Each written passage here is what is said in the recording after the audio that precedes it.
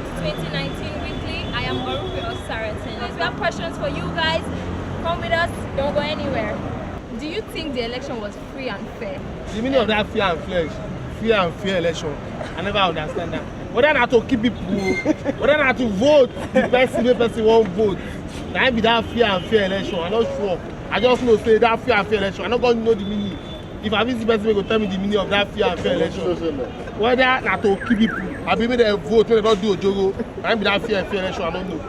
The electoral body has done quite a good job, but just like very many other things, the politicians and the other people who it is to protect the process have been able to manipulate the process a little bit. My own polling unit, well, it was quite peaceful, but we just can't trust with the collation. I just can't trust. The election was peaceful, like I said. The outcome of the election was highly flawed. It wasn't fair enough. Nigerians are so disappointed to a point that you could see the euphoria. You could see the way the atmosphere is. It gets to tell you that truly their votes never counted. It gets to tell you that the election was highly manipulated. The election does not actually reflect the true realities of the Nigerian voters' mandates. They wanted to effect a change in the government, but the government in their own manipulative wisdom have been able to change a mass majority of this great country. And posterity will not forgive whoever has tried to truncate our democracy. If Jonathan has not set the pace, the current administration wouldn't have enjoyed what the Jonathan-led administration actually put in place. So we are totally disappointed. I, for one, I am disappointed in the process.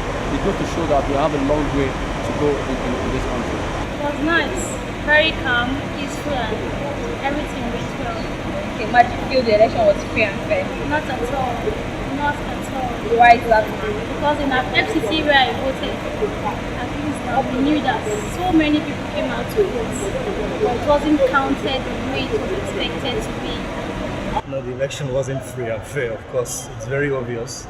And the truth is, with this kind of electoral process and system, you cannot have a free and fair election. It is not possible. This is very backward and archaic. Nobody uses paper. We're still using paper. So we have to, and that's why I expect the incoming members of the House of Rep or the Senate to propose an electoral reform bill that will, change things. Because there is no way you can have a free and fair election with this. It was not free and fair. Oh, but I did, you see my shop, everything. Nobody come. But we just know, we just believe in God, say we see something before day break. But this the INEC, somebody may tell INEC, say INEC. When I do it, because we not just they understand what they do, because I just think say the INEC gongo self, and then the problem of this country most get now. Let me say everything, they can't vote, we don't know.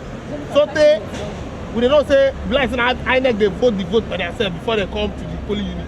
A lot of children are at home, their parents visit them to school. Do you feel it's right in Nigeria? This is supposed to be a change in Nigeria, but a lot of people are scared and they're keeping their children at home. Well, personally, I believe in philosophy of life. What will be, will be. Even if you are in your house and something wants to happen, definitely it will happen. So, why must you keep the children at home? It's not ideal. The other election that was aborted, we kept our children at home. And keeping them at home means they will not be able to cover their curriculum because it has been arranged sequentially for them to follow. When you create more public holidays for them, there's no way the teachers can cover their curriculum. So we need to encourage these children. If they are scared of this nation because they are going to be the futures of tomorrow, if they are afraid of what is happening now, what encouragement are we giving them? Because they are going to be the futures of tomorrow. How long do we have to leave people like us on earth? They are coming to take over from us. So they should be encouraged. They should be encouraged to face things squarely the way it is. Because no condition is permanent. Very bad. I'm a teacher. Even this morning I went to school and we discovered that the admin officer told us there's no school, which is very, very bad about that. Election should not hinder education, because without this education, I don't know where we're going to. that would be largely a government problem. The government has not given anyone assurances. I have my son now, and I shouldn't be bringing him here, but he's not going to be in school until Thursday. Now, it's only reasonable for schools to be a little scared. The government has not been able to assure people. We don't feel properly protected. So no one is exactly expecting. Everyone is expecting that there will be some form of crisis or something. Okay. Okay, now police officers and other military personnel with the voting units now we know hold gun or something in case like this where they fight now. When police not do anything, do you think it's advisable? Do you think it's good that they don't hold guns or ammunition? Because me, they want me to go. Policemen are sitting there and stick their own. So they just stay. They don't hold gun. It's like that too. Not be say they fight for that police unit. But the one me I go, me I visit, me I go vote. I'm not sure say they do for that state.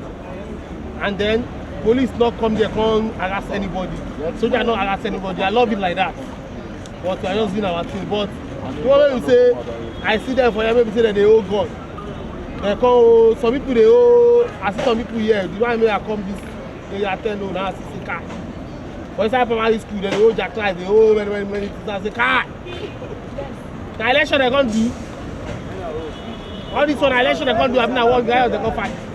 But later I can't say nothing can happen. Say now self-protection, everybody will come. So if anything happens, they will kill themselves, they go down to the child. The thing is, the Nigerian populace, you cannot predict them.